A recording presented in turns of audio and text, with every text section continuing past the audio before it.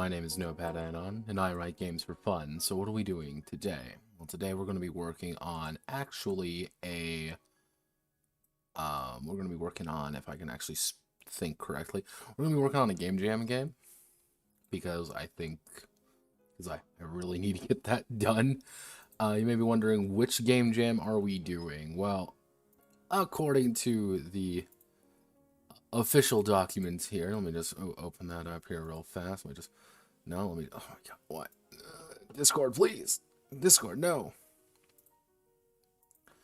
Yes, very professional of me, I know, don't worry. I know exactly what I'm doing with my life. I don't. So, let me open this up. The game jam we're going to be working on today is the Game Design General Halloween Campfire Jam. I'm one of 11 people. We got 5 days to do it, but we're going to do it tonight. Yes, that's everything tonight. You may be wondering, what does that actually mean? Notepad, don't say you're going to brute force the entire thing right away. And the answer is yes, because your submission must fit on a single letter size or A4 page. It is a one-page game. And usually the stipulation for these ones is that you have two sides. You have two sides of the same page. And one-page games are fascinating for a variety of reasons, mostly due to the fact that they kind of demand you think outside the box in some regards. Now, one of the most popular one-page games out there is, if I remember correctly, Lasers and Feelings. I always want to call it Feelings and Lasers, but it's Lasers and Feelings. This is by far one of the most popular one-page RPGs of all time, and for good reason, because Lasers and Feelings isn't bad. Lasers and Feeling is actually pretty decent. For a one-shot game you do like once, that's pretty much it. It's a fun, quirky game. It's just like, haha, look, it's funny. However, it has kind of taken its own, like, really bizarre world of people making the exact same fucking game over and over and over and over again by just replacing some of the words in it. I hate Lasers and Feelings for that reason. It's kind of the same way I don't like PBTA. Apocalypse World, by its nature, isn't bad. I actually like Apocalypse World. I think it's a pretty good game. I don't like it when people keep using it incessantly with little in the way of actually doing anything unique with it, which is, I think, the biggest problem I have. Like, the absolute largest problem I have with it is always the fact that it's like, these kind of games kind of hurt. But what game are we going to be writing today? Well, the only major stipulation for this particular jam is that it has to be horror focused. Now, I'll give you all a little secret here about Notepad. Notepad doesn't like horror. I'm actually really bad when it comes to horror. I am a bitch. To be being frank, being real frank with everybody here, I'm a bitch when it comes to horror. I get really spooked really easily, and it's just something I've learned to accept about myself because, well, I'm just kind of a bitch in that regard. However, horror is kind of a unique genre in tabletop RPGs, because if you look, like, okay, horror TTRPGs, what horror games do we have? Let's see. Like, this is the first thing that pops up. This is top 10 on Dicebreaker, and oh no, okay, we got Call of Cthulhu. Oh, 10 Candles, which is actually incredibly difficult to play because it's multi-cook and you have to do a bunch of different shit with it. Vampire the Masquerade, which edition? The latest edition, which is 5th edition, which is bad. My Life with Master came out a long time ago. Zombie World. Is that a Zombie World, the PBTA? Like, a lot of these are less than great. Horror is an odd game. Now, usually when people think of, like, horror TRPGs, they think of Dread RPG. This is what they usually think of, is the game Dread. Now, Dread is a cool game. Dread is actually a really fascinating idea. But, it's also one of those games that's been around for a very long time. Like it's weird to think like Dread's about 16 years old. Let's actually see. Let's do like they yeah, let's see. This is what they do. What have what have they done? What's the last thing they've done is like back in 2016. They haven't really done much else. Dread was like their big thing, and they never really did anything else with it, and I understand why. Because it's Dread, and it's great, and nobody really wants to top that. So horror and tabletop RPGs have always been kind of this very bizarre.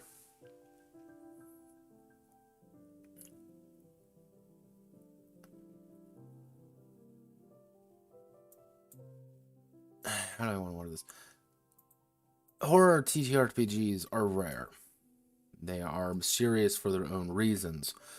Most notably is that they're usually very funky in the way they actually approach things. Usually, like most tabletop RPGs in the more the indie sphere, they're allowed to experiment, including like in even the horror movies nowadays. They're allowed to experiment a little bit more to contrasting traditional RPG, traditional movies, mostly because people think horror is kind of schlocky, and yes, it is schlocky. And there are a lot of horror games out there, games that claim to be horrifying but aren't really. Like it's a very obtuse genre, you could say. Now, I am going to be a selfish shill. I'm going to be a selfish, shitty shill and do something awful. So, this is WVT. Welcome to Western VTuber on fucking on 4chan. WVT is a nightmare zone. We don't like WVT. I find them hilarious though. I love going to WVT mostly because I can shitpost on here and nobody knows who I am. Let me. So what I'm gonna do, I'm actually gonna check something real fast. I'm gonna post this. No, that's not me. That's definitely not me. Okay, because for some reason, hello, talking about games. I'm doing pretty all right. Right now, we're gonna be looking at a game. I'm just trying to shill myself on good old on the 4chans because I am a disgusting human being and I have zero morals. Absolutely none. But the weird thing with YouTube streams is that it's not necessarily like easy to figure out like how do I stream myself? Like how do I put myself here? Okay, no, there I am. Okay, so you do that. And then we put myself there, and we put myself there. Okay, we're doing that. Now we get to go down here. Welcome to WVT. Now I get to leave a comment. I'm going to put my thing in here. Currently streaming. Currently streaming. Writing. Some horror TRPG. Writing a horror TRPG. And chatting. Feel free to pop in. I'm in if you feel like. There we go. Let's solve the CAPTCHA. I hate to do 4chan CAPTCHA because I am fucking blind. Fun fact. I am a blind man. Like, I find this thing really difficult to actually, sort through. Does that mean I'm a robot? Probably. But let's see what we're actually working on. The main thing about this project, talking about games, is G2G's Campfire Jam. This is the main thing I'm going to be working on today. And the game I came up with is a really shittily named game called Enoguilt. Because I am awful about names. Yeah. I did a little bit of a run through of what horror RPGs are, and the problem with horror TRPGs is that, A, no one can understand what the hell they are. That's like number one. No one really has a good idea of what a horror TRPG actually is. Because a majority of the time, people are like, well, Vampire the Masquerade is a horror TRPG. No, it's about superpowered vampires and what version of VTM you're talking about. Completely different. Changes everything. Alien, the new Alien RPG is it. Is it? Who knows? I don't know. It kind of depends. Like, horror really depends on what you're doing. So I decided with my personal horror RPG, the only stipulation I had to work with was 1 page. 1 page. That is all I had to work with. The game I decided to make is a game called Anon, which is a terrible name, by the way.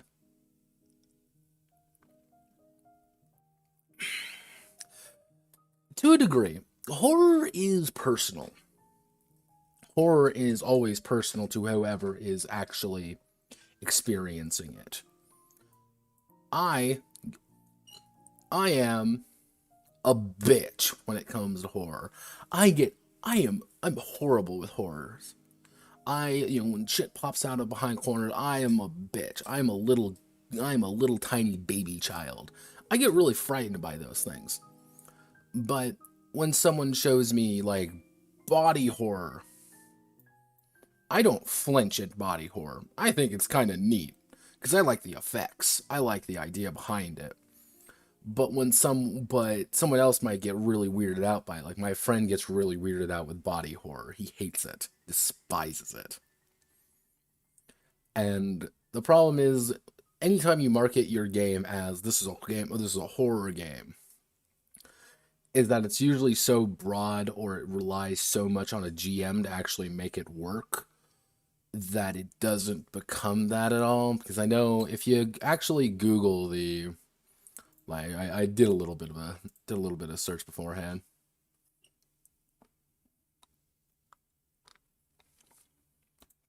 Like the big games, like this is, if you just Google horror TTRPG, like this is the first thing. This is the first thing that pops up. Like one of the first one is Call of Cthulhu. Like, oh, this is the quintessential horror TTRPG. I don't really find any of Lovecraft, like, I don't really find Lovecraft stuff that scary, to be honest. I never have. It's spooky, it's weird, but I was like, okay. Like, 10 Candles, I don't think anyone's actually played 10 Candles before. VTM, My Life with Master, Cult. A lot of these are really scary on their face, and it's just like, look, it's scary TM, without actually saying anything spooky. And some people love Call of Cthulhu for the horror aspect. Other people don't. Now, probably, again, I also went over this, probably one of the more famous ones is Dread, which uses the Jenga tower to, like, build up horror or whatever. This game is almost 15 years. This game's 16 years old. And is like that the end goal of all TTRPGs? Is this horror RPGs in a nutshell? Is just like spooky things happen, deal with it? So when I kind of made the point to make Eno Guild, the initial thing I went into, and I asked myself this, which was, what frightens me? What really scares the shit out of me? And my answer was, nothing that actually could translate well to a game. Because things that frighten me are things like jump scares. Jump scares scare me to death. I hate jump scares. But a lot of psychological horror always gives me kind of freaks me out. Usually when it's like going to this overbearing horror that's going on. That freaks me out a little bit more than oogity boogity spookity dookity, I'm going to eat your fucking face off. Don't like that kind of horror very much. However, we are innovating. So, Eno Guild was a game about one thing that always kind of scared me. It's the idea of loss. Because at the end of the day, horror is about loss. It's about the loss of life. It's about something being until I watched Jacob's Ladder. I was forced to watch Jacob's Ladder as a kid. That movie fucked me up. I found. And I wanted to go over the idea of loss. So I'm like, okay, what's the best way to kind of portray loss? So I'm like, okay, I need a game, I need an idea that's going to reinforce that concept.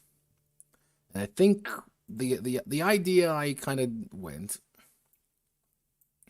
is a fairly common trope, which is innocent thing with guilt with scary thing, go on adventure to do thing. Not exactly the most complex storytelling in the world, however, I don't really need it to be. The core concept is simple. Two souls depart on a quest in which tragedy will befall them. One is innocent. However, that innocent person holds a malignant threat to all those around them. The other is guilty, a creature of hatred and barely contained agony, who has to protect them. And finally, a storyteller, to tell the story of their ill-fated quest to free the land of curse which lingers in the innocent's heart. So I wanted to do a thing of one character is distinctly powerless. The innocent actually can't fight. They are useless in a fight. They're going to not do well. And they are only rolling... Yeah, let me bring it out here. They are only rolling d6s. Their entire idea with those d6s is that they're going to roll those d6s and they're going to try to get successes. But they also have skills such as doing things, knowing things, talking with things. That's their thing. Their goal is actually do everything they're supposed to because they are an innocent creature with zero flaws. They are a flower trying to make sure that you get them to safety. The problem is that they have a thing called malaise. Malaise is pretty simple. Every time you hit 7 malaise, your friend over here gets more horribly mutated. And things start going more and more wrong. That's kind of the idea. However, how do you gain malaise? By trying to succeed at rolls. Reduce wounds suffered by your friend over here. And if you're just attacked, if you take 5 damage, you're going to take 5 malaise. At 7, bad things happen. You can do this a few times. The guilty, on the other hand, is a horrifying abomination of God that's rolling d10s. That's all he rolls, is d10s. And he has 2 skills, which is, I want to kill things, and I want to find things to kill. But he also has health. The only big thing is when the innocent actually screws up and gets hurt, he's going to start taking marks of sin. Marks of sin are pretty much the way that you level up. Which is also kind of the problem. But mind you, some of these abilities are like, hey, you get more max wounds, but you lose your attributes. Or, hey, you regain 1 rune per encounter, but you can't get healed anymore. Even down to things such as, you steal yourself, you reduce all your damage, but the innocent is actually rapidly gaining problems. The idea, and the kind of the story, one of the things we're going to be working on today, is to a degree. So the innocent is kind of like a utility character. To a degree. Effectively, picture a person, except one hand can do things and the other hand has a club that he beats things to death with. The one hand can only help, the other can hit things. That's kind of the main thing. The guilty can protect you. That's the entire point of him, is that he is supposed to protect the innocent, no matter what. While the innocent is the only one that can really make sure that he's going to live. Innocent is entirely utility-based. He is entirely combat-based. And they're kind of having to support one another. because any physical challenge, he immediately succeeds at. Like, if there is a bridge that, like, you need to leap over, the guilty can just go over it, because he is a hulking monster of God and does not care. The innocent needs help doing it. I kind of based it off those indie games you see, which is just go right until you can no longer go right kind of games. You're think games like Limbo, games like I can see it in my head. It is there and I cannot remember it. But it was kind of that idea of continue on your journey for the vague hope that you can succeed at it, because you will probably fail. Like, I want it to be rough. I want it to be brutal, very unfun. And the main thing about that is that I wrote this all in about an hour. So, we have to fix things. A lot. You are the innocent, a fair and noble entity untouched by the evils of the world, but deep within you harbor a darkness, a darkness that seeks to infect all that surrounds you. You are helpless in battle. Only one that can keep the guilty alive. Even down to things like, what is your name? You know, versus, what do they call you? Like, as the guilty, you don't have a name. I wanted that to be at a point. God, this is really weird. And the innocent.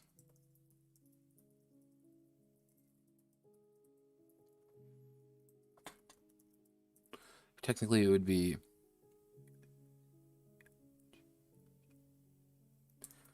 hope, knowledge, and skill. Hope, knowledge, and skill. That would be if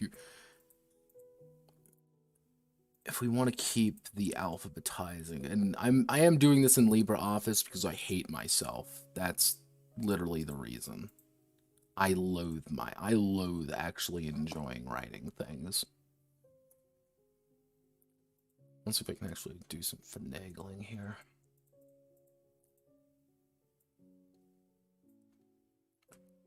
Now this is where things are going to get janky, because I am going to try to fix this section a little bit. So what I need to do is I need to put you over here for a second, just so I know where the hell you are. I need to reduce you down. So one thing I want to do is I want to make this a little bit... Any game jam to game, I always attempt, at least, to make things a little bit aesthetically pleasing, which I am very bad at. If I ever have like a thing which is like my dev weakness, it is the fact that I cannot make things look nice to save my life. Graphic design is not my passion. In any situation, that's the one thing I am very bad at doing. And I've been trying to get better at it, but it is far easier said than done in some cases.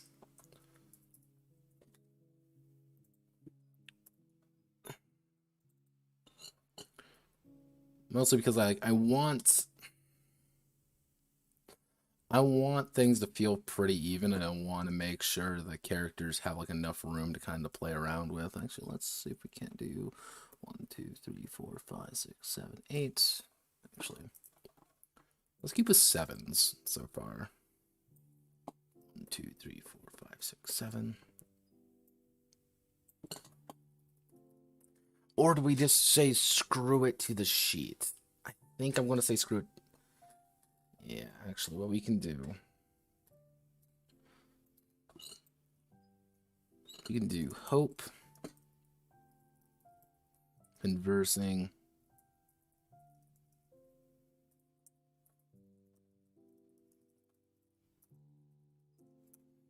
deception and social,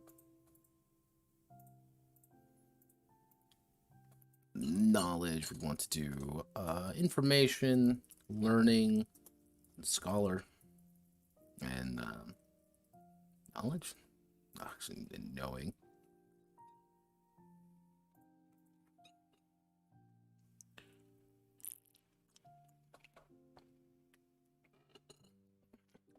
I've tried that. You joke. I've tried. And it's really odd because I am a filthy, filthy utilitarian. Like, I am a filthy, disgusting utilitarian when it comes to design. It doesn't help that a lot of one-page games, like, what one-page games do I have? Like, one-page games tend to be very, we will say, direct. Or they turn out to be things like lasers and feelings, which I hate lasers and feelings.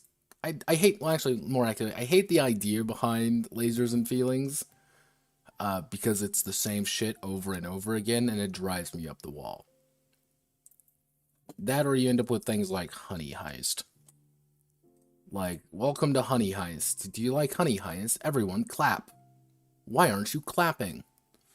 Like, there aren't, like, one-page RPGs are very odd to kind of get a good read of them, because you sometimes get games like this,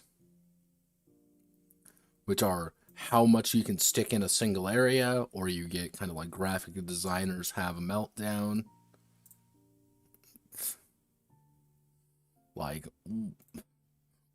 one-pagers are fascinating, and kind of designing around that as a limitation is interesting. For a few of my other games that I've had like the dedication to be like, I am going to now make this a PDF book to make it look pretty. Ha ha ha, and that's the plan, that's the goal. I tend to notice that I tend to be, again, a filthy utilitarian when it comes to this, and my games turn out to be very direct. Like, let's see, can I bring up one of my games that I've recently worked on? Oh, someone's pinging me. Who are you? No one important. So, right here.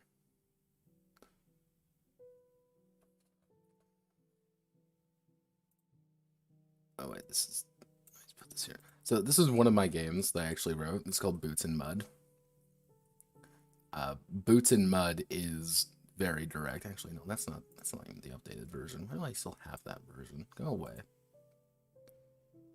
Where is Boots in Mud?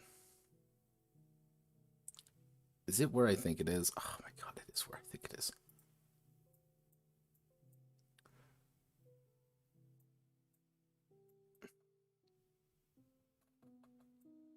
Let's move you. Right. Let's see if this is gonna work. Ah, there we go. Ta-da. This is War on the Relic Frontier. This is part of my Sprugazine. Ta-da. The Sprugazine, and this was how I laid things out, because this is what people said was the optimal way of laying things out. You do things that look like this. I don't have anything really in the background because it was like, don't do that. And the other half of people were like, do that. So, God, this is 85 pages. Fuck me, I need to get... See, I need to upload this game. I just have been very lazy and, like, kind of scared of it because I worked really hard on it. But that is my design philosophy. Very to the point. Mostly because, I know fundamentally that I don't actually have the, wherewithal to do it. So this is going to be physical, dexterity, and crafting.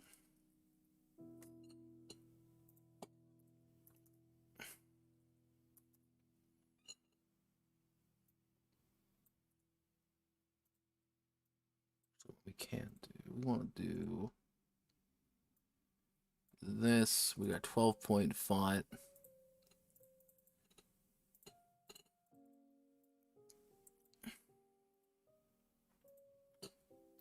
Because yes, when you're dealing with this size of paper, that means you get to abuse the fact that you can use really tiny ass font that I usually can't read because I'm blind. Half of me wants...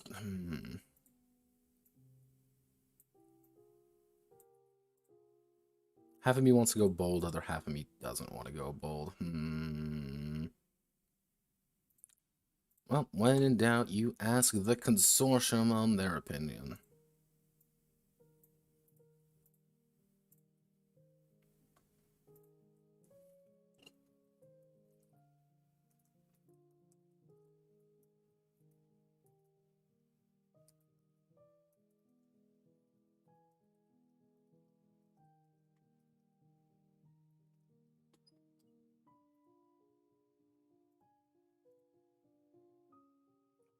See, this is the best part about having your own private servers, that you can just bully people into doing things, doing graphic design consulting for you.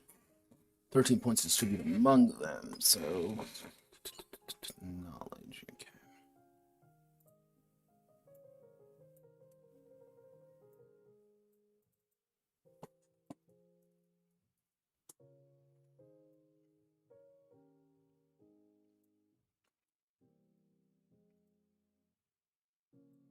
Luckily, I actually have a little bit of room to play around with, so what I'm going to do is put you there, center you, we can bump you up to 14-point font, just to separate you.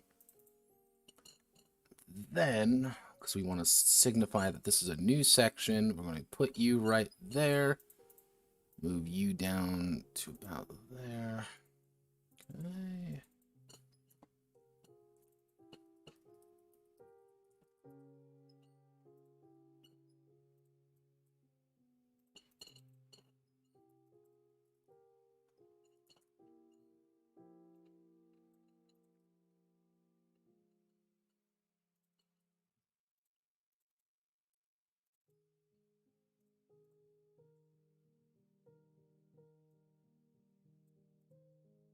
Godspeed, talking about games, Godspeed.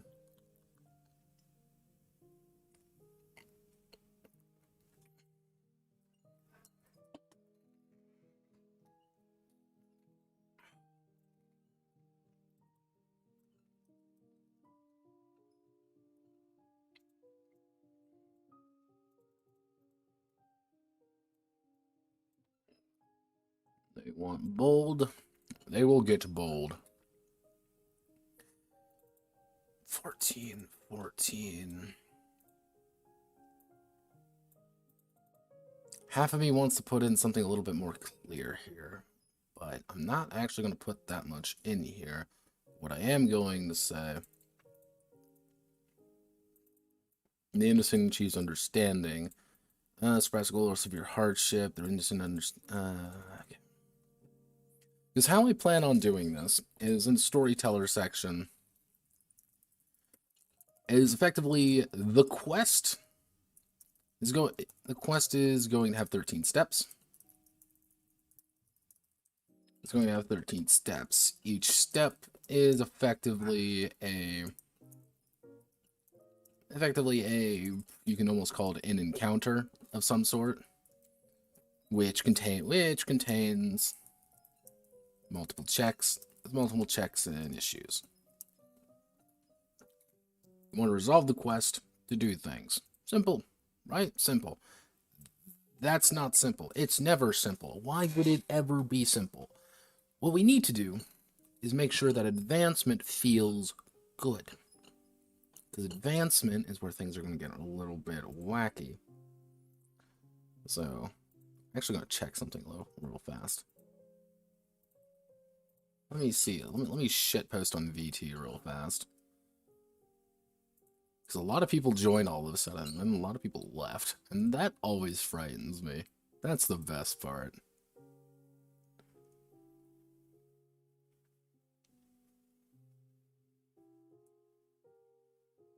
Good, good. No one's caring. I like that. I like it when people don't show up.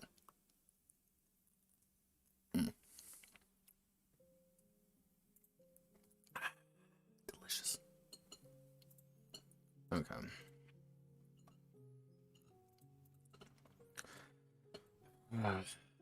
I originally put this as kind of more of a narrative advancement thing, but half of me is feeling that isn't the correct answer right now. So maybe we want to do...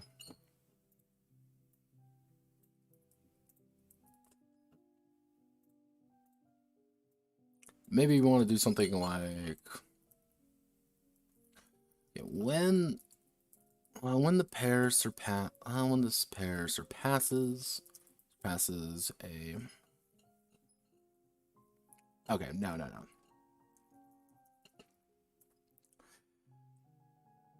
If we want to keep things solid, and I mean pretty consistently regarding the numerical narrative that we keep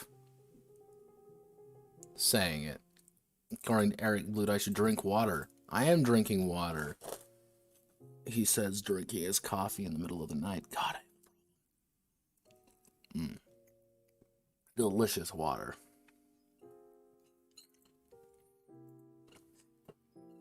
I need to drink more water, actually. I've been better than my friend, but... So when the pair surpasses... Or undergoes...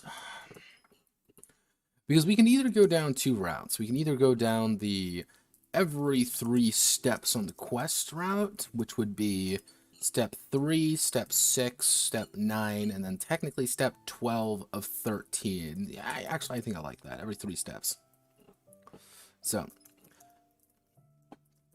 should the pair, actually, how do I want to word this?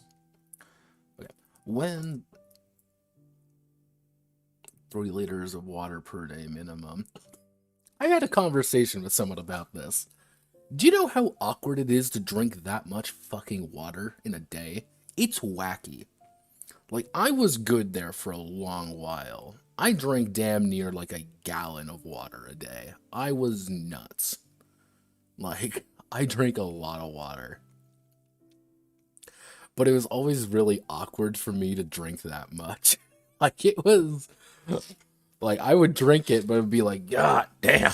Like, I would have to make exceptions. So, like, okay, it's time to go to the fridge.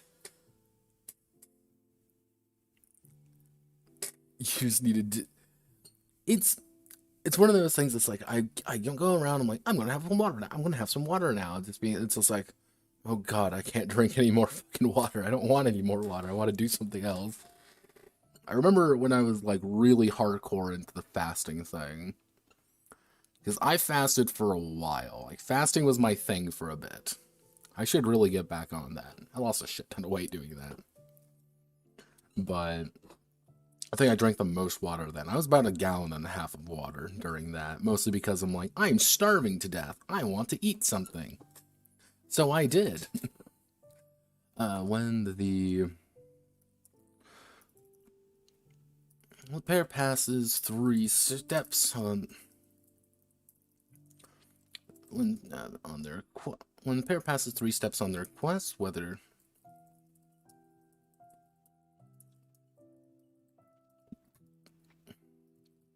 the innocent will achieve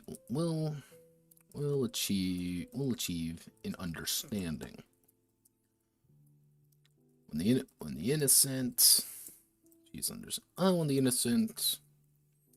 gains understanding, they mark one of the following.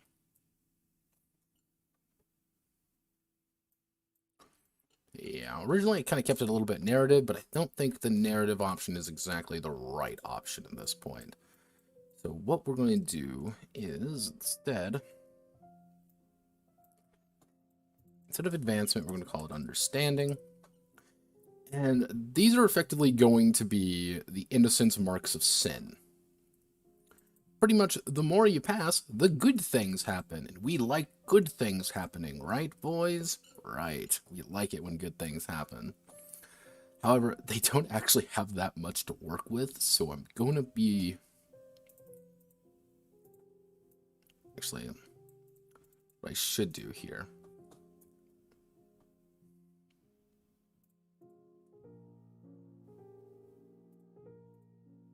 Yeah, it's a pretty standard just piano BGMs. See, normally I have some god-awful VTuber background music. Because I'm a disgusting well, more accurately, I have 2 tracks of VTuber background music. I have Bakura, an acoustic guitar, and I have Coco as her, I believe it's the cafe cover. I like those 2, but I'm a filthy, filthy guitar fan. So, let's see. We want... Pretty much you're only going to be able to get about 4 pieces of understanding. Max. Because you're going to be on 3, 6, 9, and then 12. So you're only going to get 4 understanding. So I think we're going to put in about 6 of these. I think 6 understanding should work. Let me just... Okay. So what we're going to... Actually, I know what we can do. We can do stubborn. Stubborn. The innocent... the innocent has a hard head and refuses to budge. But refuses to budge on issues. They gain +2 max melees. They gain +2 max melees, which is good. These are all going to be good things. You aren't going to have many of these, however. So let's see. So okay. What we do is we do skillful. The innocent counts for 4+ as a fortune when making a skill check. Actually, when using the skill characteristic. Okay, guess what we're doing? The answer is we're going to be doing that 3 more times. Well, 2 more times technically.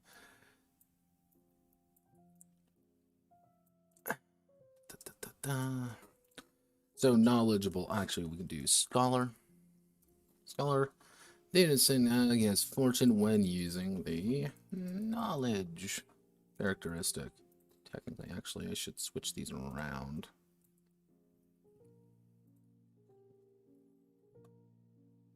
I put these in a weird place.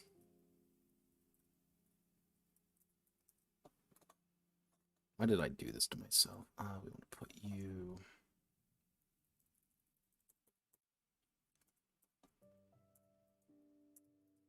that like that, and then where are you? Boom, Beata, baby. There we go.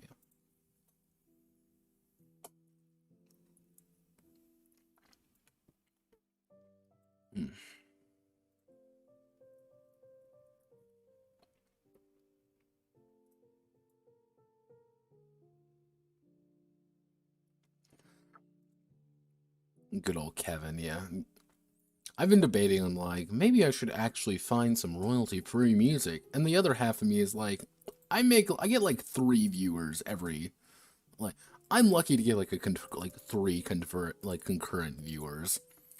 I'm not really feeling, like, I don't think I really need to worry that much about, having to worry about, you know, Papa YouTube breaking my shins.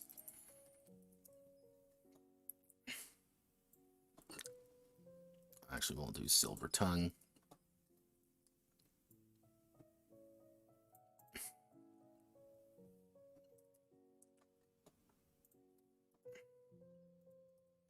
So what would be another good one? We can actually do...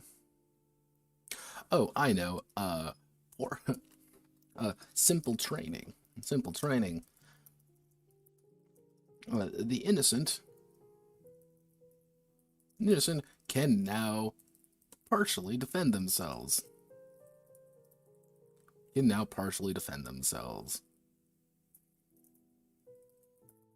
Well, they cannot kill a monster.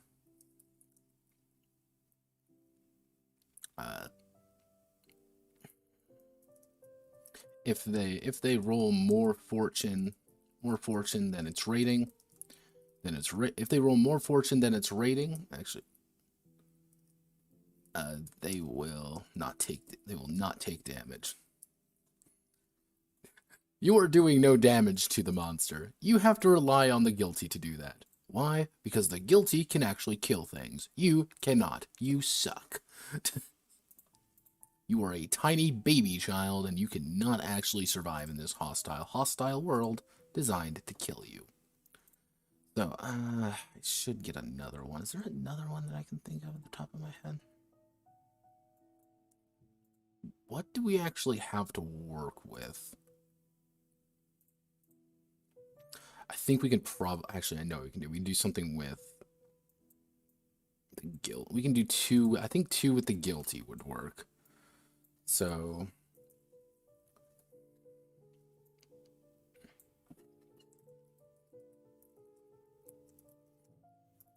Patchwork. Patchwork. The innocent, when healing the guilty. When healing the guilty with malaise. Heals +1 wounds. Actually restores +1 wounds. So pretty much if you say I'm going to spend 3 malaise to increase your wounds by 3, you instead are going to have 4 additional wounds. Because you are a fragile beast. And you are very good at doing your job.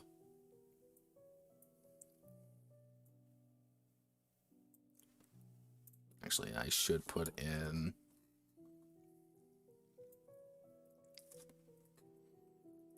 Actually, in innocent prayer. The innocent... the innocent may make a... Actually...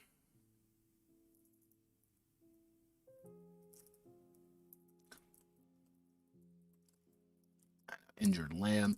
The innocent, when they are attacked, may call out for the guilty. They call out for the guilty, allowing them to immediately appear.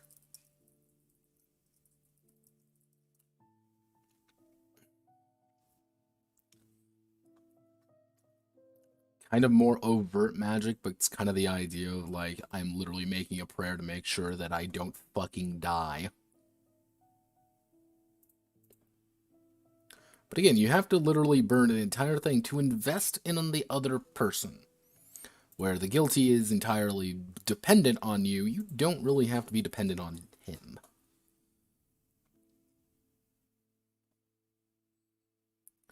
And every time you are more hurting him by doing this than anything.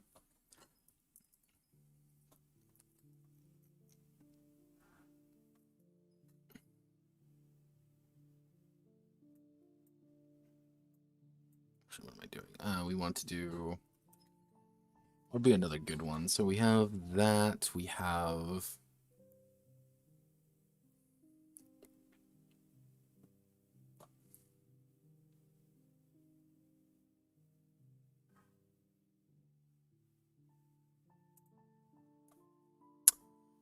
Actually, how much do we have? We have, since you're only going to get about 3 of these, 1, 2, 3, 4, 5, 6, 7. Yeah, 7. Perfect. Perfectos. So what we're going to do is we're going to alphabetize the shit out of this. Notepad, why don't you alphabetize it yourself? Because I'm lazy and I don't want to do that. So, do nylon, alphabetize.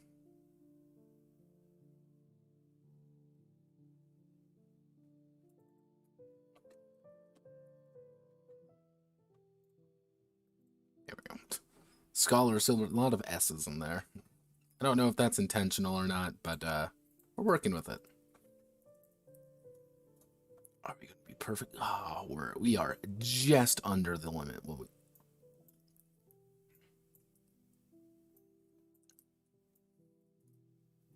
Pretty much, if I feel good about this, by the end of this, like, I might actually convert this into like a full game, because like I like the idea behind the game. I think it just means a little bit more work behind it.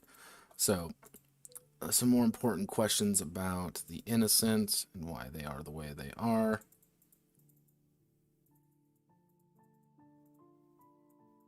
I can actually click. What is your name? Who were you?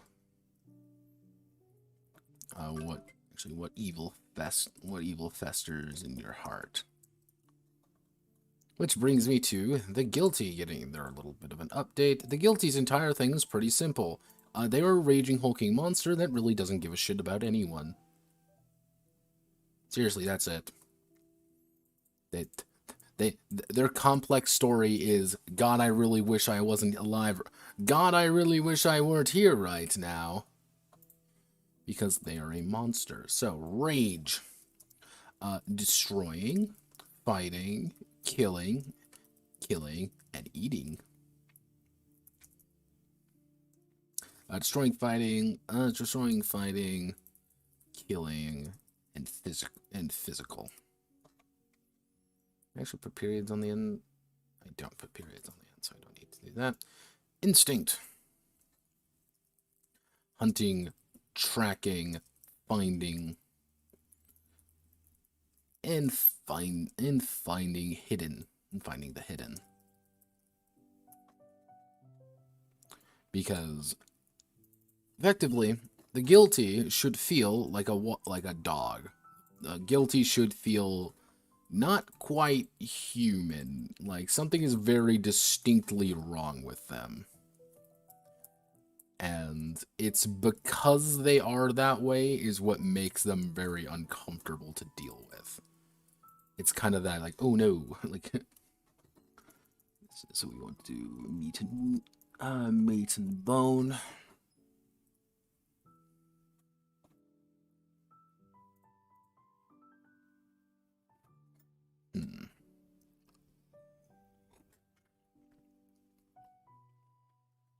Just reset my body here real fast. Actually, that reminds me, I need to do that. Put you right there, put you in the middle, put you like that, and we need to call you characteristics.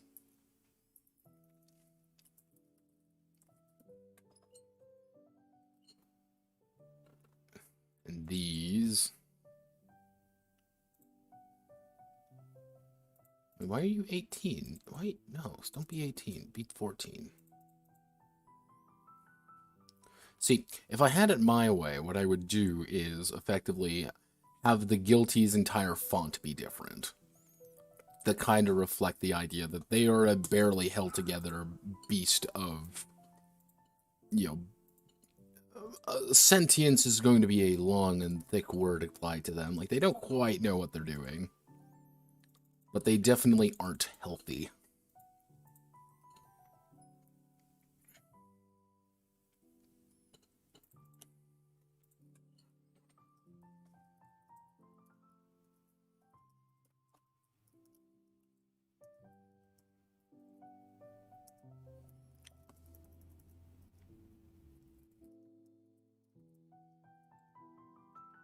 What do you hunger for? What do you hunger for? What do you want to eat, you beast? You beast, you sickening creature, you. So, this Guilty 2-character rage and instinct when you use perform an action. Actually, we want to call you the storyteller.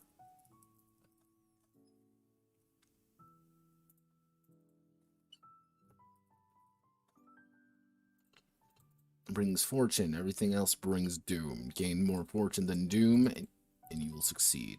13 destroyed. Distributed among the two. Are we separated by 1 or 2? We're separated by just 1. Meat and bones. We're reducing their meat. Been 7 wounds and 7 meat. When wounds reach 0, reset it to 7. Reduce meat by 1. When no more meat remains, the Guilty has perished. Don't need that, really.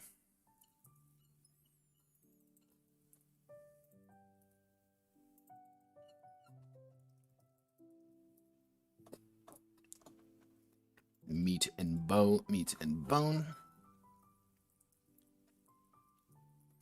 Let's see. The Guilty may restore wounds by indulging their hunger. Eating raw, indulging their hunger. This hunger may be as simple as consuming flesh, consuming raw flesh, to as complex as burning away their own wounds, their own injuries with sacred fire.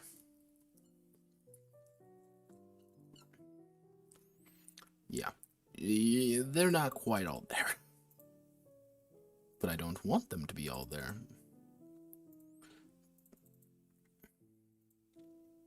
Because the main thing is that you, as the guilty, have a single idea. You have a single mission. And that mission is you're going to kill your friend. Burger King. Burger King.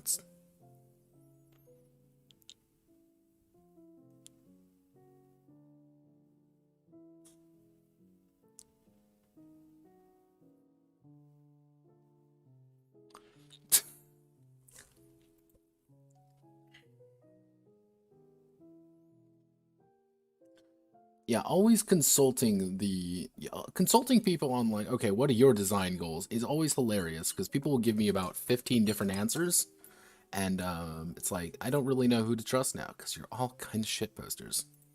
But you're my shit posters. And I'm required by law to say that. So, okay. What the hell? Okay, give me 1 second.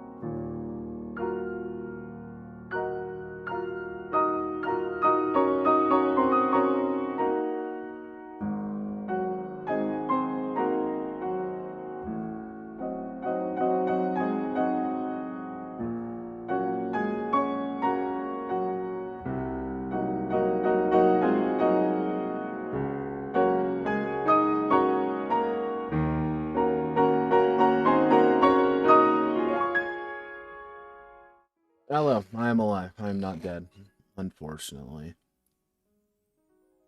Claire de Lune. Starting again, unfortunately. I couldn't keep up with my piano lessons.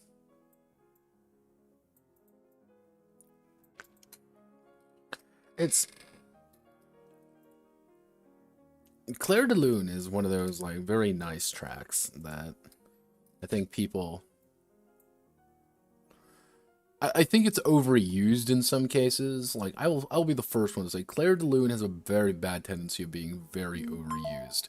Holy shit, phone. What do you people want? But I think it's one of those things that, like, I wish didn't, like, get as abused as it is sometimes. Also, I'd like to thank the individual from Ephrata, Pennsylvania, and Woodstock, Ontario, Canada, for visiting the website. Thank you all. Sometimes I get completely cursed people from my site. Let's see. Marks of sin. Finally, the guilty's marks of sin are their torment, their connection to the innocent. When the innocent malicious becomes too strong, the guilty must take a mark of sin. When no more marks remain, the guilty has perished.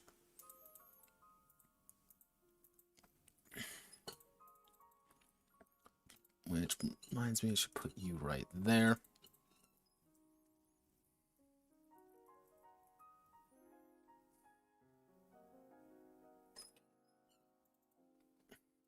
Under your watch, while it must be protected. Should you perish before the end of the tale, you may continue to influence rolls.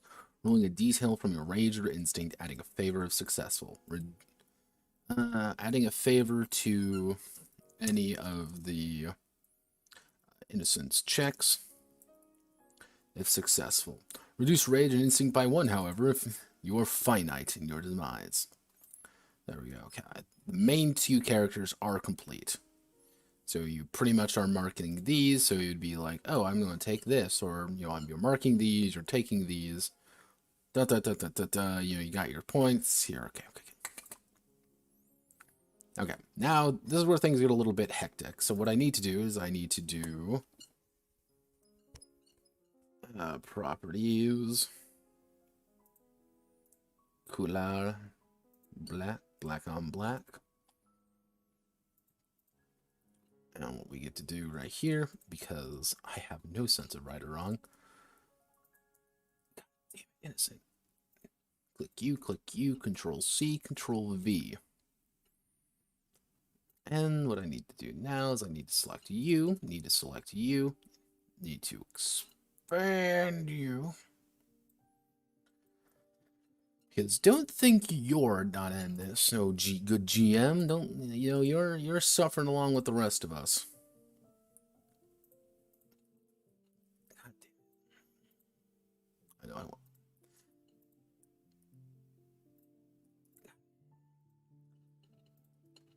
There we go. I just want to make sure I'm getting all the right font sizes because it is, god fucking damn it. LibreOffice really hates anytime you try to do anything unique in LibreOffice. But it's free and I like using it because I am a literal masochist.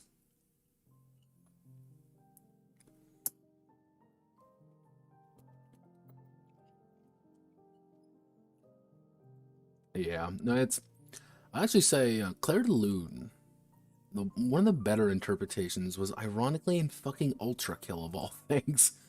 I actually had a really good rendition of Claire de Lune because it kind of comes out of nowhere. Like you've been ripping and tearing the entire time, and then you hit that point, and you know the piano starts playing, and you're like, I'm kind of freaked out now. Like, am I in danger? What's going on? And you actually do one of the hardest fights in the goddamn game. Holy shit. Which my friend did on, someone I knew actually did the thing on accident, mind you, perfectly. And I was super fucking pissed because he got an S rank on his first time through. I was like, god damn it. God damn. Let's see, the storyteller. So what we need to do is select everything.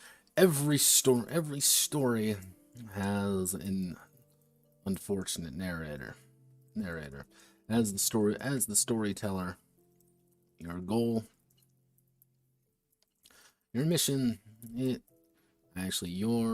goal is to tell the tragic tale of an innocent soul and their guilty warden.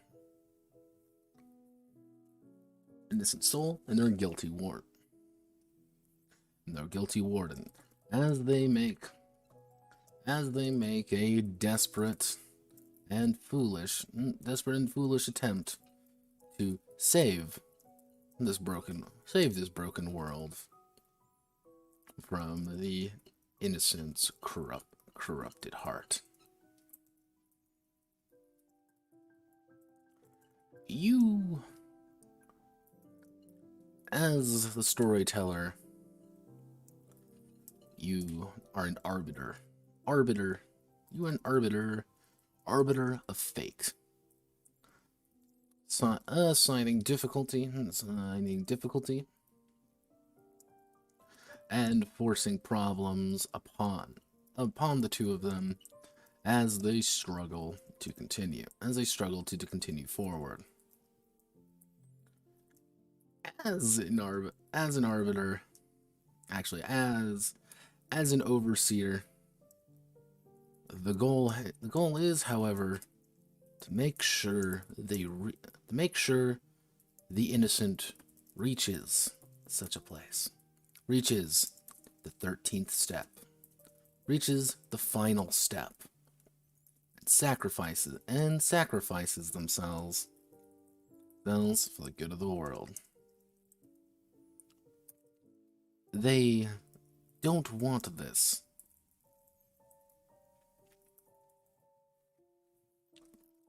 The forces that be will work against you, and your food will work against you. As the innocent's untimely death, or their salvation will surely bring, as untimely death will bring doom to this world as many before it.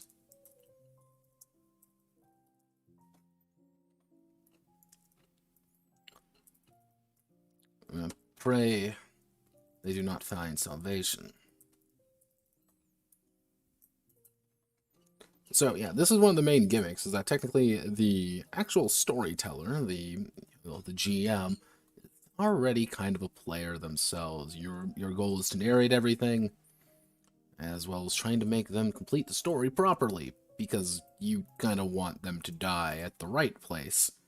Because if they don't die at the right place, everyone loses. And that, my friends, is what we like to call bad news bears. Oh, God. Yeah, that's my that squeaky-ass chair of mine. That is my co-host at this point.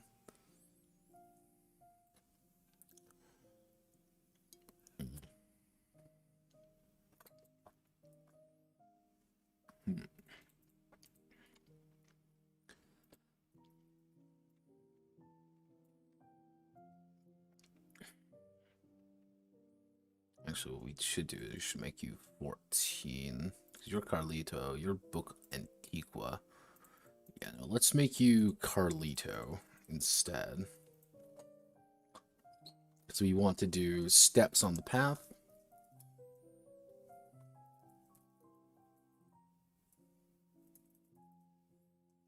Steps of a path.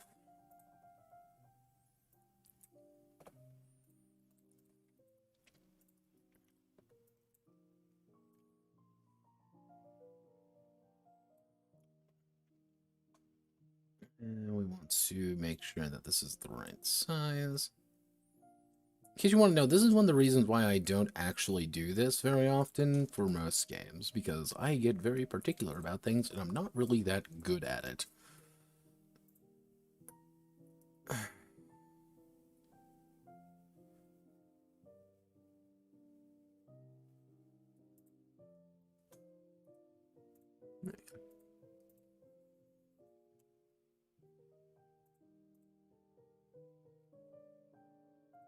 Okay, steps on the path.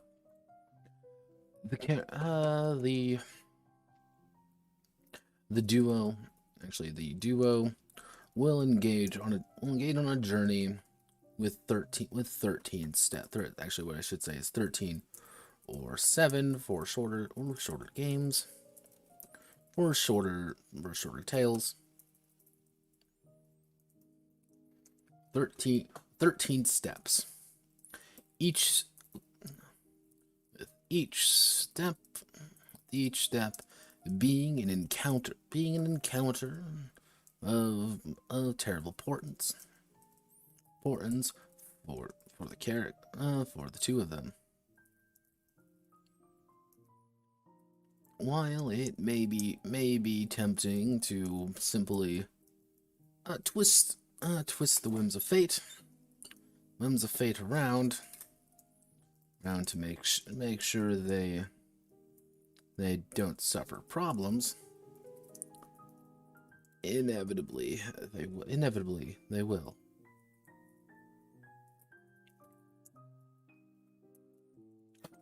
Each step has a certain amount. Let's see. Each step has a certain amount of, we'll call it dread. Certain amount of dread. Each step has a certain amount of dread that the storyteller must accommodate. Dread can be filled with terrible traps. Murderous monsters, or any assortment of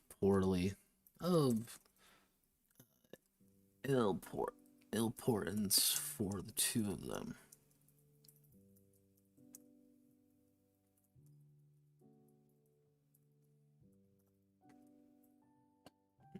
Let's see, how do I order this? Certain amount of dread.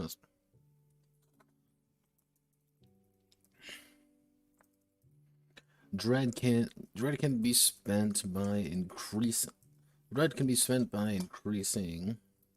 the difficulty. Actually, what I should say is the difficulty of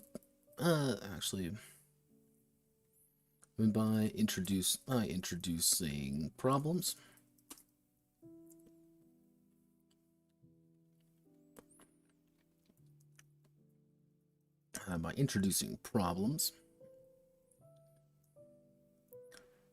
Forcing, actually, introducing problems or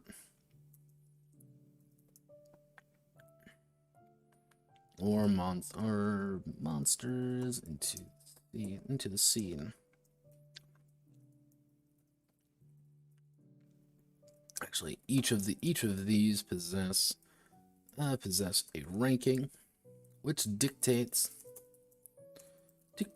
how much fortune is required to successfully pass it. While a rank 1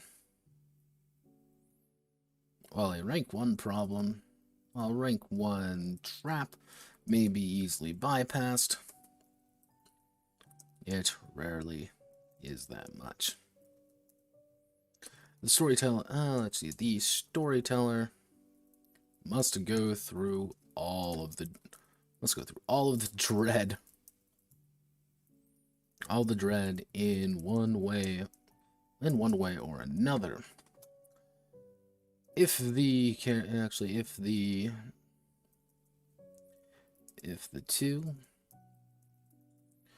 two fail a majority of the dread before them, they will fail the step. But continue their journey.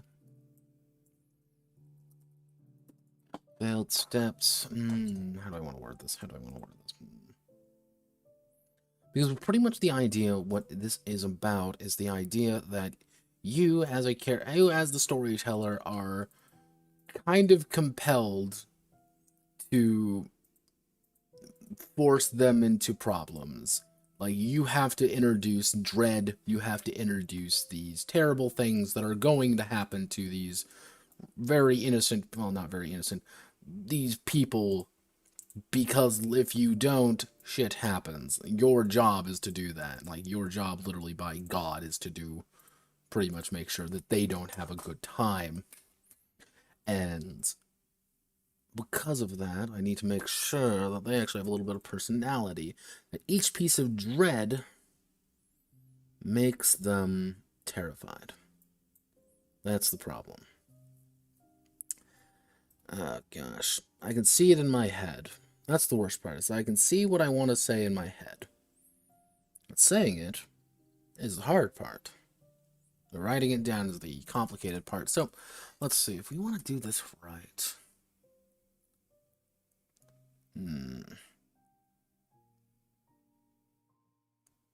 Okay. Righto. So, direct means another two.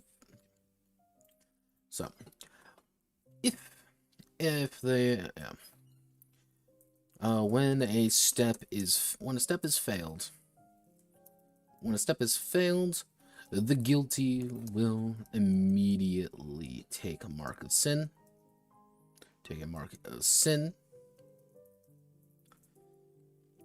Slowly driving the innocent's protector the innocent's protector to their demise. Slowly driving the innocent's protector to their demise.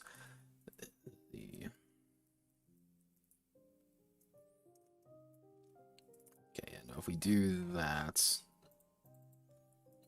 another journey, and now we get to state.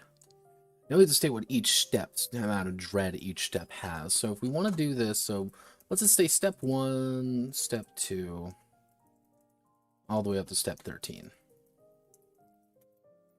So step 1, we can say about, let's do maybe something like 8, increase it by 4. So this would be 12. Step 3 would be 16. Step 4 would be 20. Step 5, 24.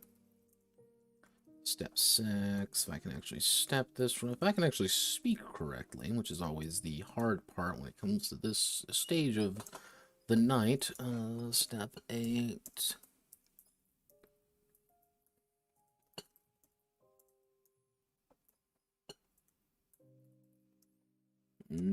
God, you're hitting a lot at this point. You are hitting an absurd amount.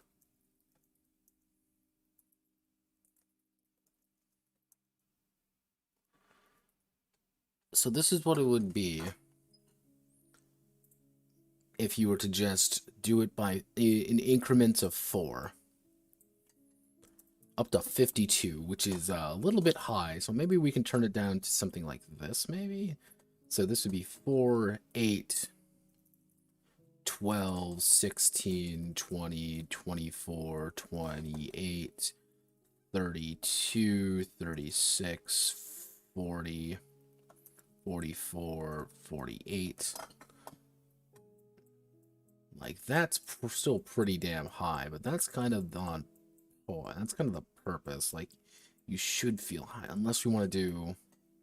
If we do it by 2s, so this, if we do it by 2s, so it'd be, let's say we started, well, let's say 4 is a pretty good number, because it kind of introduces people. 4, 6, 8, 10, 12, 14, if I can actually fucking spell correctly. 14, 16, 18, 20, 22, 24, 26. If you do 26, you can do 2 big monsters or 1 big fuck-off monster, or a bunch of big challenges at the end. I think I like 2 a bit more. I think that works.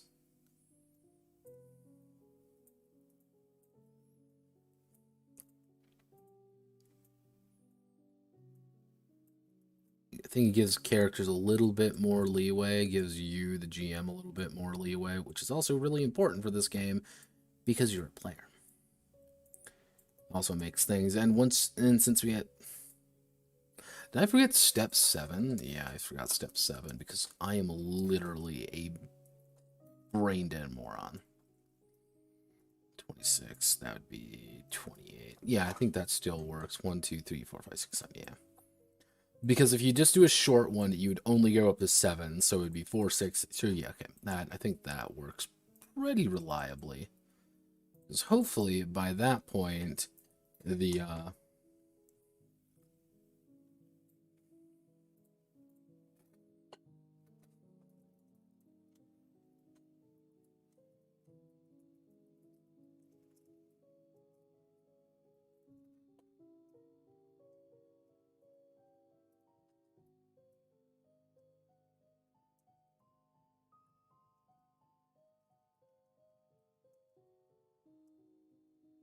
gotta force the dash line. There we go.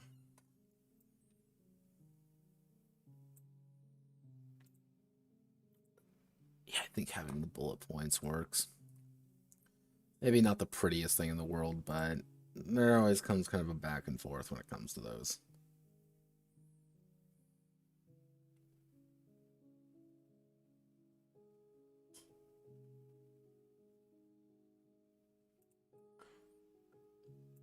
Classes with subclasses that add more specialization, or classes with large number of options and scaling ability. Classes for everything.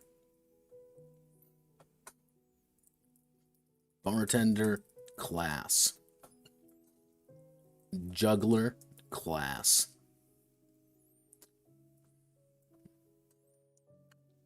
Homeless person, vagrant, special class.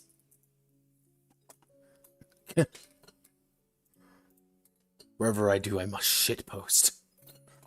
Let's see. Okay, we've got this. I think steps on the path will work. What we need to do now is we need to do combat bouts, because we need to understand what combat looks like. So, when the guilty engages in combat, when the guilty engages in bloody combat, they will begin the combat bout. The guilty will roll their the guilty will roll their rage, and every fortune they roll will reduce the monster's value by that much.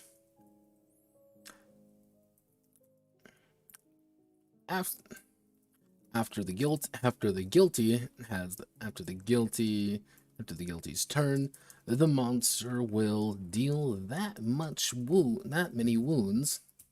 Will deal wounds equal to their rank, to their monster value. Their monster value will do equal to their monster value to the guilty, or raise the malaise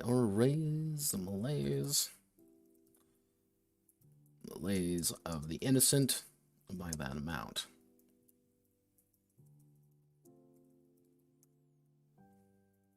A combat bout.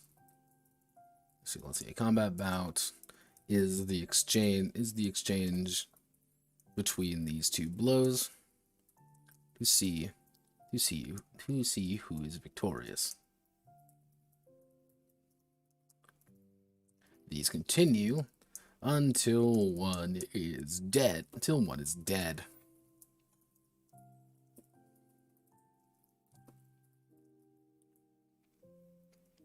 Actually, should the monsters ambush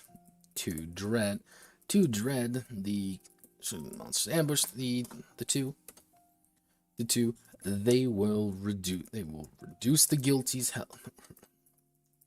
They will reduce the guilty's wounds by their value immediately.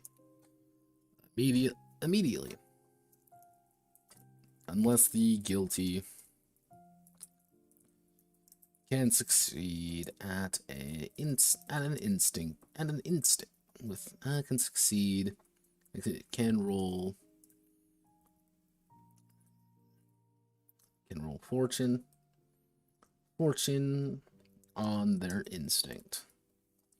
Pretty much, you can spend dread to try them ambushed, in which you can just hopefully rely on the fact that your guilty is going to not get killed immediately, because guess what? That's very likely. You don't want that. So combat bows, exchange 2 blows. Actually, so monsters may adopt features. Plus 1 dread. But that impacts how they battle. Such as poison, to slowly reduce the guilty's wounds by 1 every bout. 2 serrated claws, to knocking them aside with massive fists. Every monster is unique and numerous. That is the entirety of combat. hey, Notepad, that doesn't seem... that... Why isn't combat more? It doesn't need to be... It really doesn't actually need to be more. So what else do we need? So we've got combat done. We've got steps on the path done. Kind of how to, like, just very basic how to, like, build, what building an encounter looks like. What else do we need? What else do we need? What else do we need?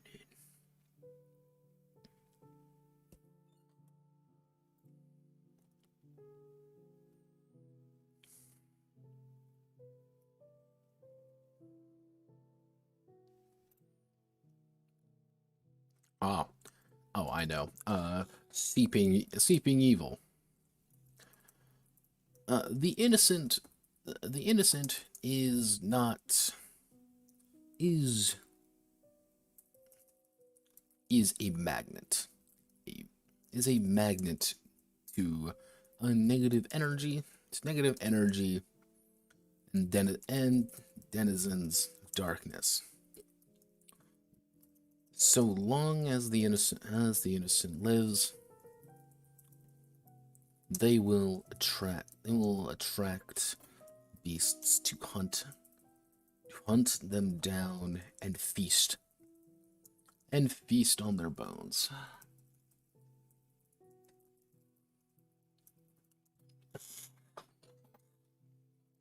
Every time the innocence malaise reaches seven, and the guilty gains a mark of sin. The doom. The evil of the world increases. And challenges get more mutated.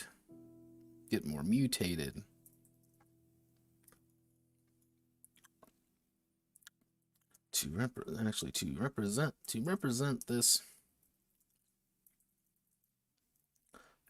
this, every time with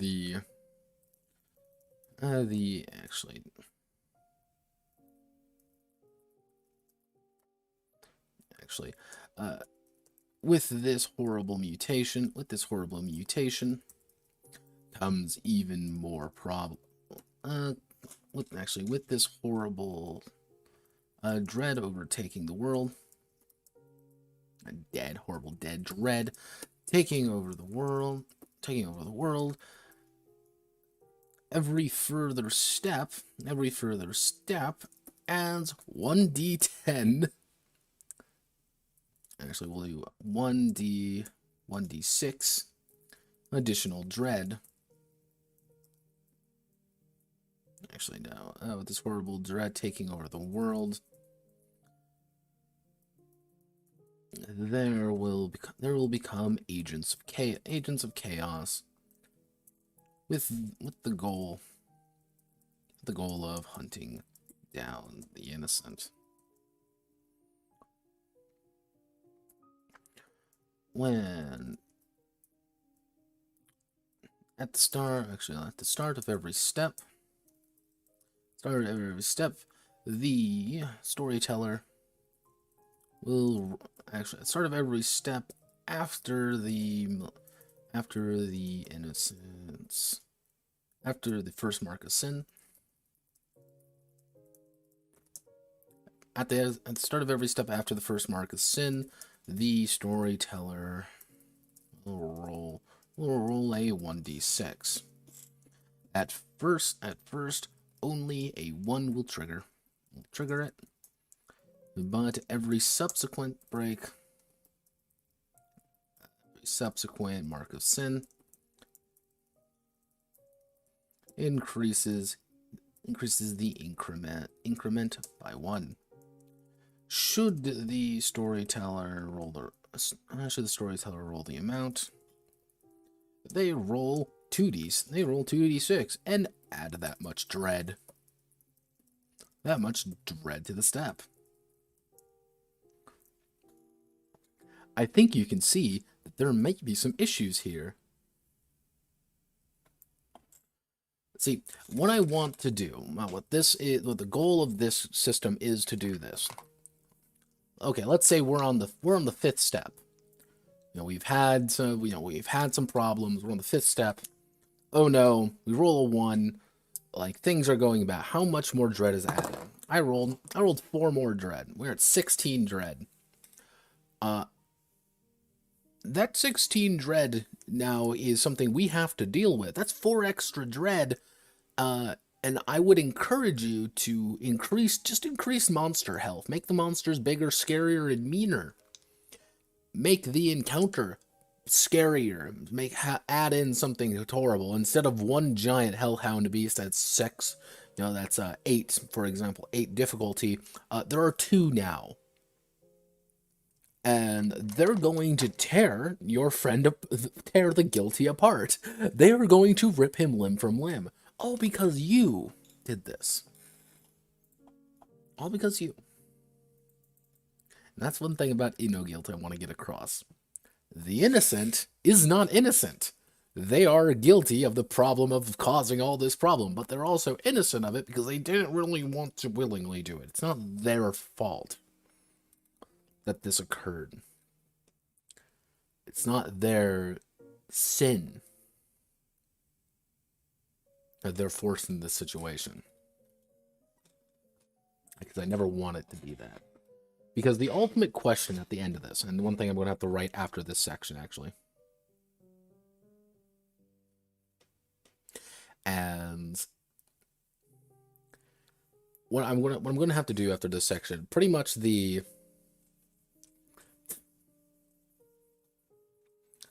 it's not Beast of Primordial, don't worry. It's no one. Fuck Beast. Goddamn fucking Beast. I tried my best to save that, actually, way back in the day, but I'm like, there's no saving this. It's kind of the idea is it's like you have these 2 characters. The innocent is inherently good. They're an innocent person. However, the guilty is someone horrifying, scary, mutated. They're freaky. As the guilty, you want to protect the innocent. That is your job, that is your duty, and because you want to, because they aren't terrified of you.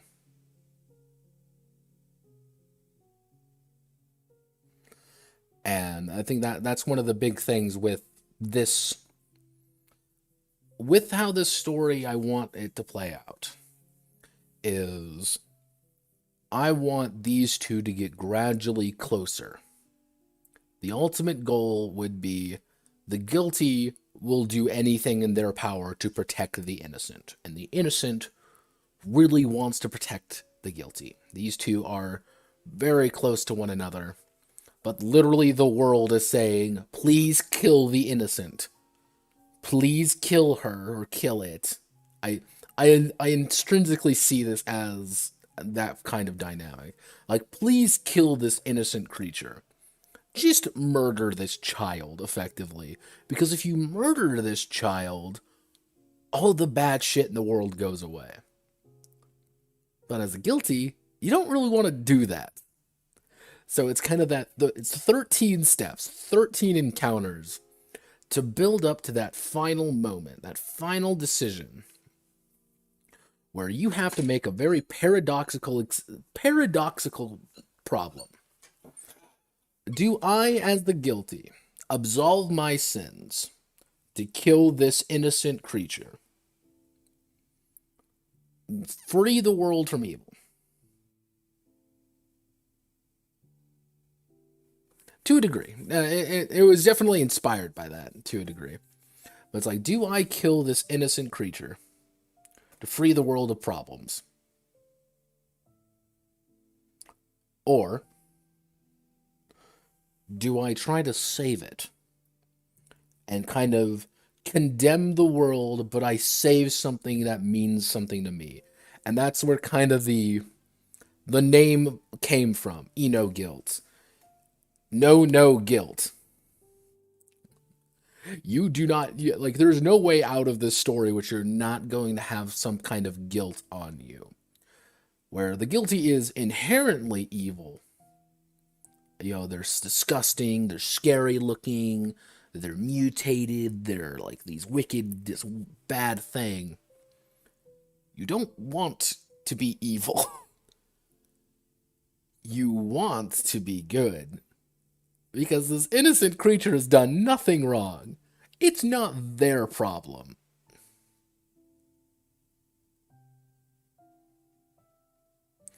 Oh, I know one. God, let me bring it up. I thought it was the Mad Lad had it perfect. Actually, it was there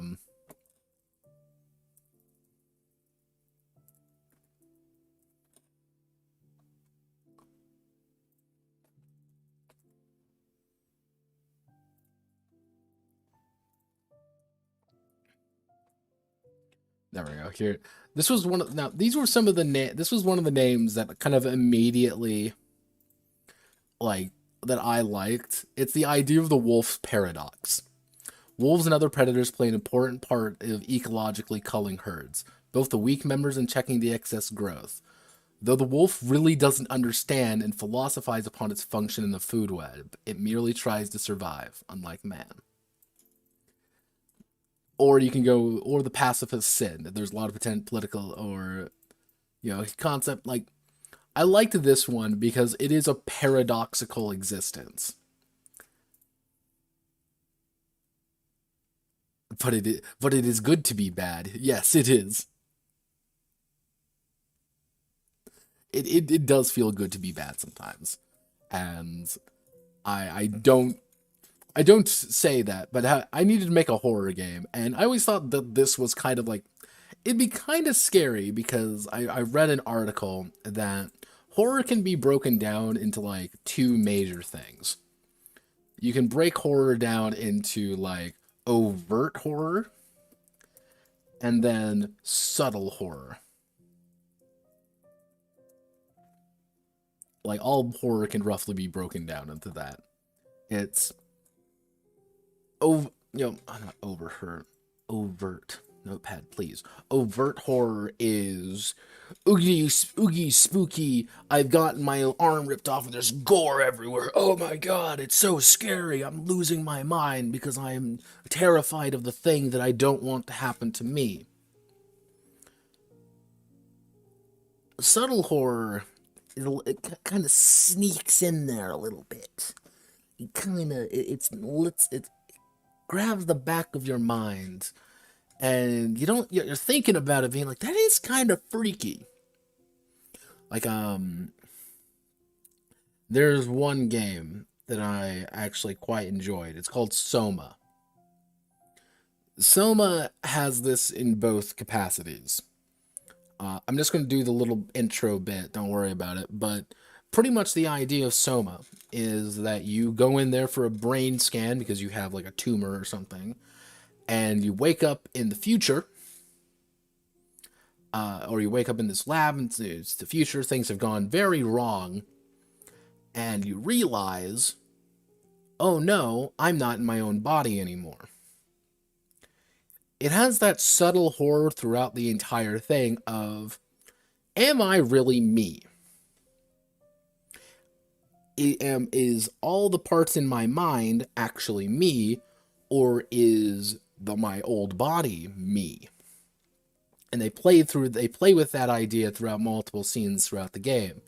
Overt horror wise, Soma actually does a very good job of just having oogie spooky, oh no, there's a big monster who's going making me go crazy. Pretty horror and terror effectively. Like, terror has such a weird connotation to some people, while horror kind of has its own, like, horror and terror, though, yeah, that's effectively what I'm saying, Neko Man. Nah, God damn it, Necromance. God, why? Every time I see these things. But that's kind of the idea. Horror is overt.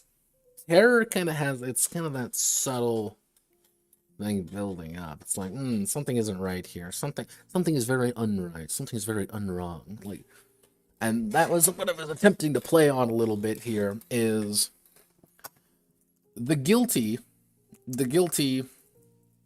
and situation is overt horror. The am I free from guilt? Am I free from guilt by condemning another to death? Death is the subtle horror. That's kind of the terrifying, like, am I truly free from guilt from doing this? Or am I just as guilty, if not more so, doing this? Which, truth be told, I didn't really have a good idea. So these are the kind of the ideas you get at like 3 in the morning, when it's just like, I have it. Oh no.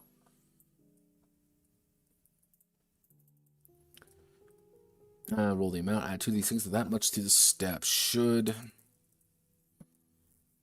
add that much dread to the step. The innocent is not.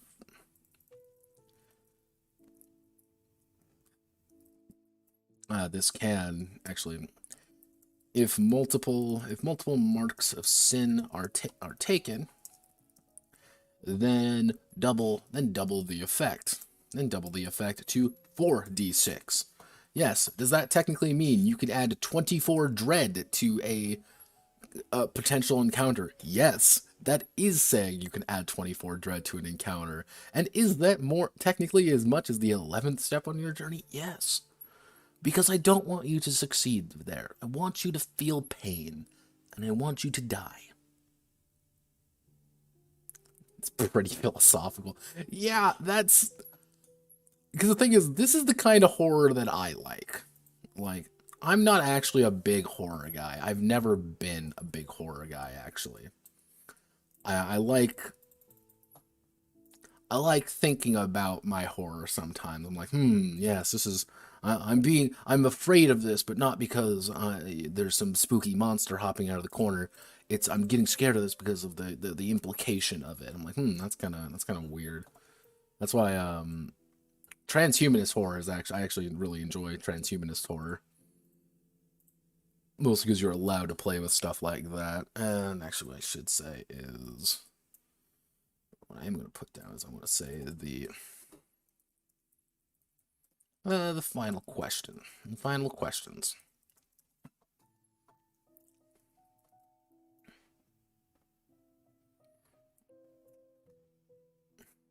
And this is just a 1-page game, and there's only so much you can do with just a 1-page game. And what I may do is expand this out with pretty much just like the gameplay aspect being what's the term? I can see it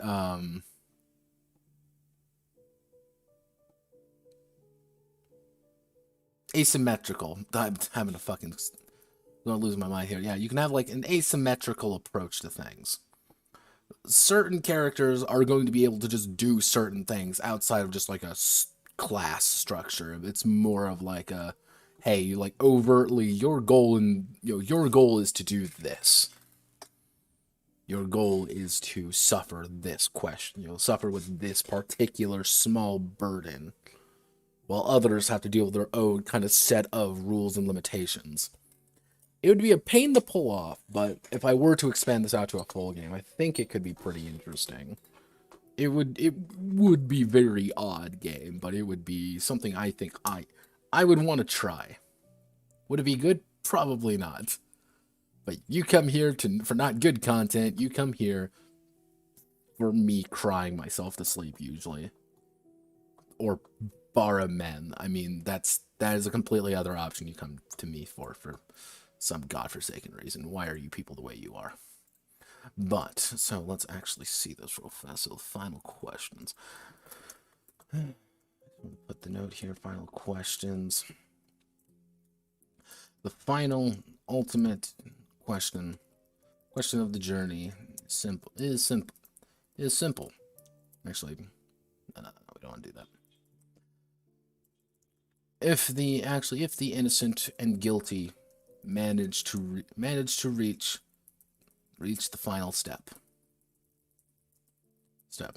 they are confronted with the opportunity and means to finish the story the way they please. To finish the story. The goal is simple. The innocent must die. Be sacrificed for the greater good of everybody. For the greater good. This, obviously, there may be some pushback. They have struggled to get here, and most likely they don't want to appear to have wasted everything. The final question should always linger over the mind of the guilty, as they are the final arbiter of the innocent's fate. Final judge of the innocent's fate. Should they die? Should they be sacrificed? The guilty and the world will be saved from the malignant threat from the innocent's heart. However, sacrificing the innocent is maybe actually in the innocent's heart. Sacrificing them should be an easy decision. But should the guilty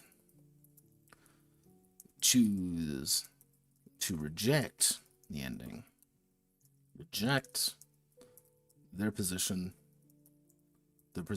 as guardian of the innocent, and reject their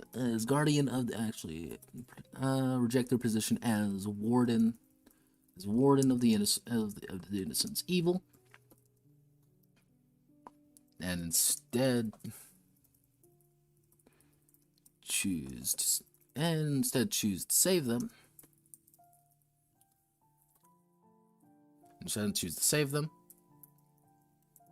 Give them hell. Should they survive, then the world will die. Then the world will surely perish under the heart of the innocent. But the guilty will not have to bear with the weight of their sin.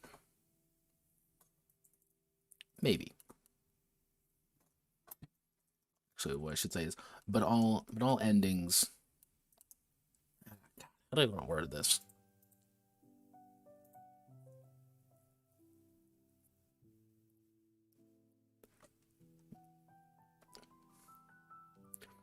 Should the guilty reject their position as warden of the innocent's evil and instead choose to save them, give them hell. Should they survive, the world will surely perish under the heart of the innocent.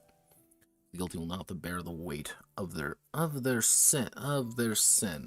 But all endings have nuances. And every storybook can be rewritten. Even as fate's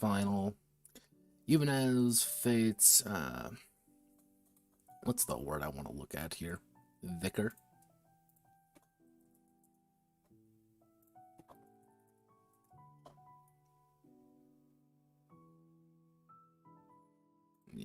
go with that. That's a funky word.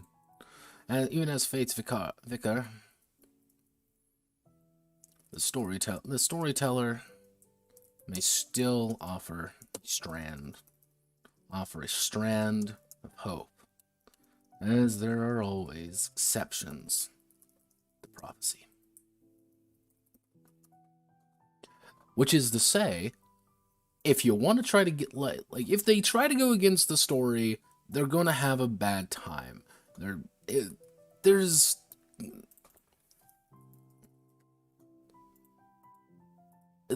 going to be a moment where you're allowed to say, like, no, but you should also kind of understand that you're always going to give them something, you know, but all endings have nuances, and every storybook can be written. The storyteller still offers a strand of hope. There's always exceptions and exceptions and loopholes to prophecy. Which is kind of the big thing there, being like, if you want to offer them a moment to kind of screw with the system a little bit, to kind of plug around, go for it. Do it! Give them something to work with, because that's going to be the thing that separates stories then. And this is pretty much the, you know, play around, have fun, do stupid shit kind of thing. Like, this is the make a game fun section. I'm actually going to move all of these down just a smidge.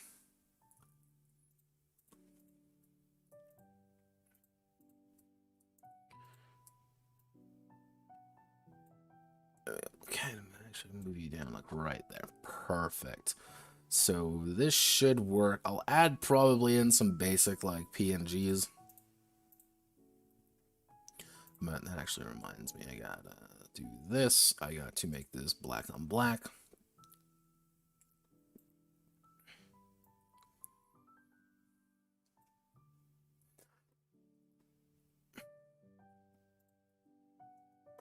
There we go.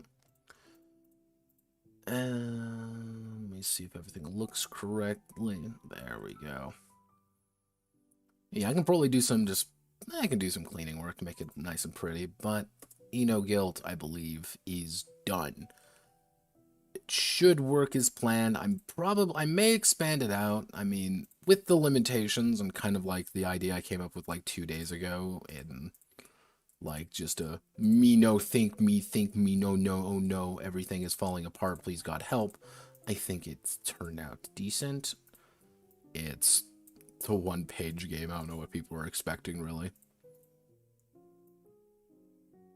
There we go. Sleeping Evil. There we are. Let's just save that real fast. And that is Eno Guild. Gotta even stream for 2 fucking hours. God damn. Hot diggity damn. So, what other notes do we want to go over? So, Project Tactics is going along fine. That should be working pretty alright. We are doing the role-playing game. Guy got some updates. I'll just go do like a quick once-over on these updates real fast, just because it's simple to do. Unfortunately, I have convinced my friend to start playing Guy. He just likes it. I don't know why. The main thing that got updated here, if I go like this, was I finally added abilities. Oh, wait a second. I gotta fix all the... Oh, God, I gotta fix all the headings. Oh, I gotta fix headings. I hate fixing headings. But, yeah, that should be easy to fix, like, honestly. And we'll work on that as it comes. I managed to get a lot of other, like, little stuff done in this. Still need to fix the alphabetizing. But most things should work. I do have to kind of address these a little bit. Draconians are broke as shit, fun fact. Draconians are broke as shit. There's nothing I can do to fix them. There's no way to actually balance a fucking Draconian, I've learned. Because of this. Because guess what? Being able to see perfectly into the future kind of has some benefits. Fuck you. I keep banging my head on how to do the morph. No, he's... I've been banging my head how to do the morph, and all I can truly say about the morph is... give me 1 second.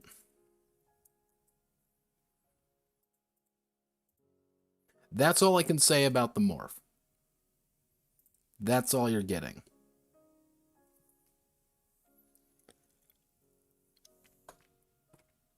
My notepad. What's the matter with the morph? Well, fun fact you asked. The problem is morph has 0 identity, and everything I can find about the morph is the morph should just be another class, over and over and over and over again. Hence why the reason they were even removed in the first place is because they served literally no purpose outside just being already there. So that's my life. That's all. That's funny, fun, and I hate it. And so, but the commissioner requested that I put in morphs, so morphs are going in. How I'm going to do it, still have no goddamn clue. Outside of that, let's see what else we're doing. Let me just take a quick note. Oh yeah, next week, actually, we are going to be doing... where is it? Where is it? Where is it? Where is it? Where are you? Kickstarter, Lumen, where are you? Oh, here we go. We're going to be doing a few games next week for the Curious Case, so hopefully everyone's kind of pumped for that. We're going to be doing... This is a kind of a preview. Kind of a preview thing for people. There we go. I just need to double check to make sure everything actually works. There's like a 2-second delay on that. We're going to be doing Gear Crate, 2nd edition in particular. I think there's another edition out. I need to double check that. We're going to be looking at if it opens. Hey. You gonna open? No, it's gonna break. Oh, Jesus. Oh, God. Everything's breaking. Oh, God. Oh, Lord.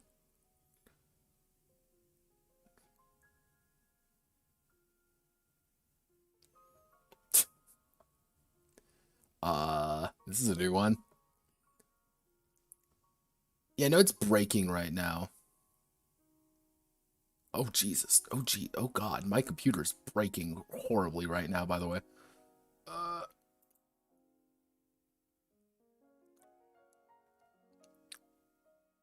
Good? Okay, there we go. Jesus, it did not like Bliss Stage. Yeah, we're going to be looking at Bliss Stage as well. Oh, God, it's crashing. Yeah, we're going to be looking at Bliss Stage. Bliss Stage is an odd game. Is an odd game for all the wrong reasons to be an odd game. And this one's going to be...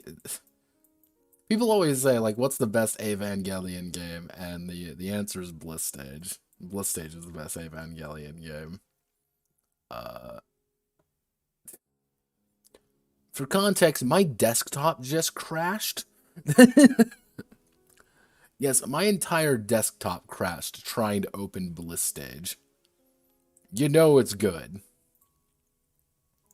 We're also going to be looking at Chrome Strike. Chrome Strike is actually a TG game, which is kind of interesting. This one's actually, it's kind of a tragedy in this one, but there's a few interesting ones here. Full Metal President.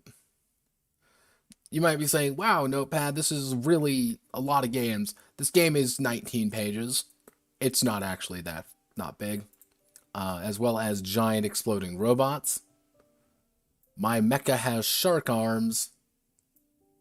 Payload, which this seems like a lot, it's really not. And a few other games. Like we got a few games lined up for this weekend. And I kind of want to go over mech games because mech games are really fascinating. Because there are a lot of mech games.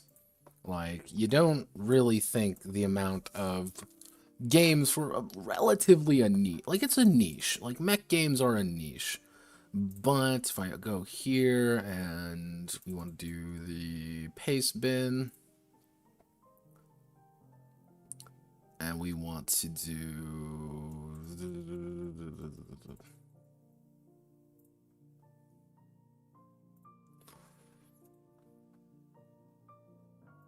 So, these are like all the collected mech games people can actually find, like relatively speaking. These are actually kind of odd, and a lot of them are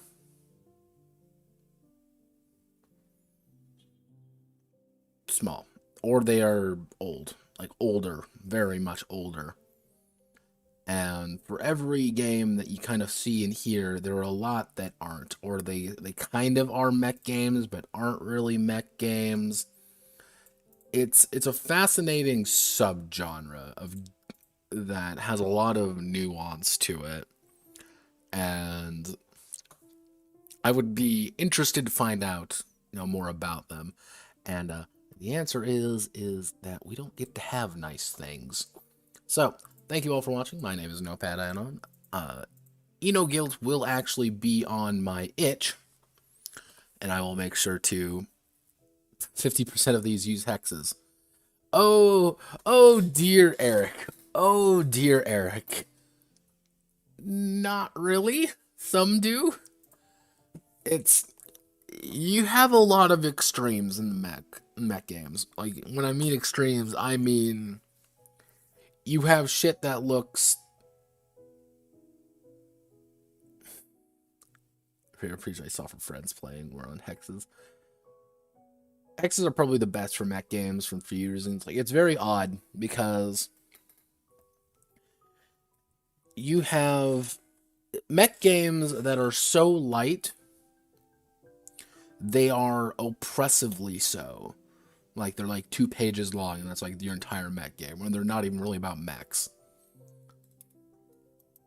And then you have some which are so overtly crunchy that you can't actually do it on a hex, because even abstracting it that much is messy. There are war games on table. Like, they're a war game, effectively, that you need tape measures and such to make work. It's really fascinating. Really interesting. And that's why one of the reasons I'm kind of undertaking such a large endeavor, and why I'm not going over some of the bigger ones. I'll touch on them. I can't really go over all of them.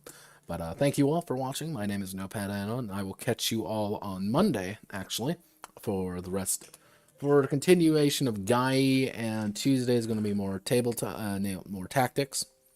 So thank you, and if you need me, you know how to reach me. I am